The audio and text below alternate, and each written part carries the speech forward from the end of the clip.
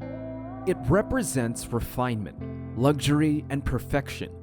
Famous designers have worked with me, and one of our most expensive cars was valued at a staggering $4.5 million. But it was a challenge from Enzo Ferrari that spurred the iconic Lamborghini brand. From tractor to now renowned luxury sports car, this is my story. I was born in the Emilia-Romagna region in the beautiful northern Italy. My mom and dad were both viticulturists or gardeners.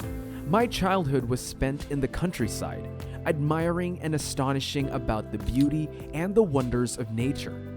Naturally, I was attracted to farming and viticulture, but in some time as I grew up, something more interesting took my attention: machinery. As a growing child, I was so curious about the big metal chunks in our farm that could do the work of 10 men all by itself. My fascination led me to learn about them. My parents saw how their little boy was fascinated by these farm machineries and tried to play with them. Once I told them about my interest to learn more about machines and mechanics, they supported me and helped me to study at the Fratelli Taddia Technical Institute in Bologna. After a few years, I was already an expert at what I do. The time at the Technical Institute served me well, and as a young man, I had many dreams about what to do next. I always knew I could do great things, and I knew that things would not come easy. But Italy at the time was everything but a good place to dream about the future.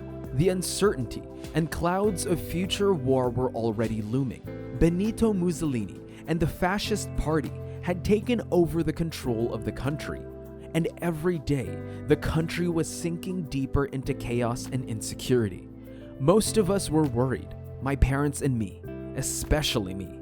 My fears became a reality, and in 1939, Italy joined the Second World War. My misfortune didn't end there. I was drafted into the Italian Air Force, and I was deployed as a field mechanic in the Rhodes Island base. I never really wanted to serve in the military and fight a war I never wanted my country to get involved in the first place. But during those days, you couldn't say no if you got drafted into the military. So reluctantly, I departed my home and went where my fate took me. I was dead wrong to think that was the worst that could happen to me. Italy was losing the war, and at the end of 1945, the British troops occupied our base, and we were all taken as prisoners of war. I had to spend time in captivity for almost a year, and couldn't return home until the next year. But after all that happened, I was grateful. Unlike millions of people who lost their lives during the war, I was alive and well.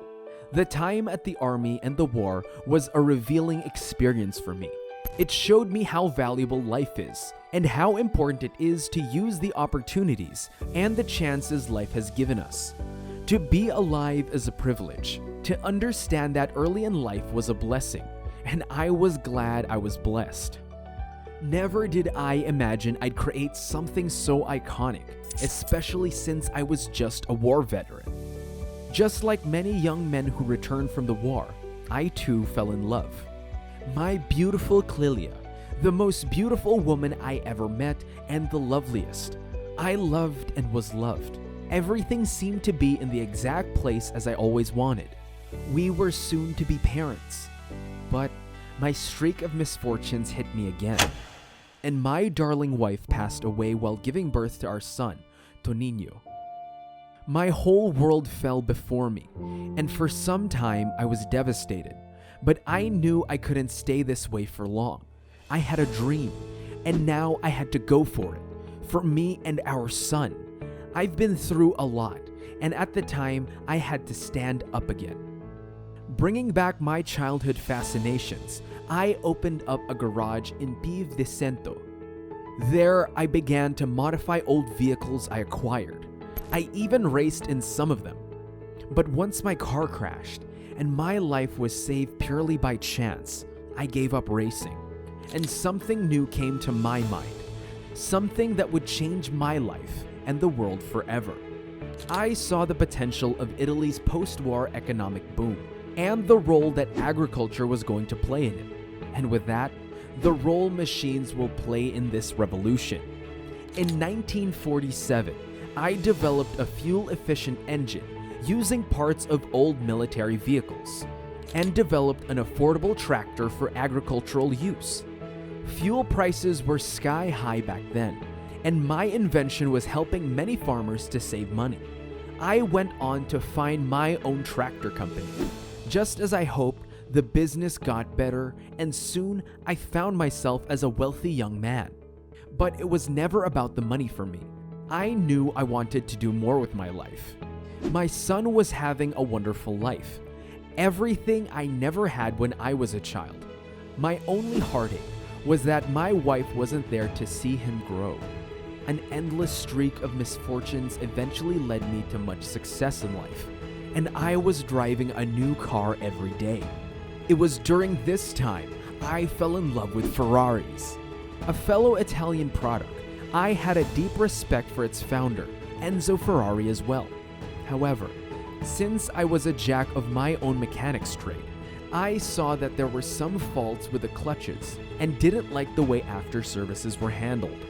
I brought this to the attention of Mr. Ferrari, and all he and his pride-filled big head did was scoff me off and said, "Lamborghini, you may be able to drive a tractor, but you will never be able to handle a Ferrari." I asked myself that if I could build the best tractors that let our economy prosper, why can't I build the perfect car? In fact, I'm gonna make it better than Ferrari. Much better. The next year, I had my chief engineers and mechanics together. I was never putting off things for the later.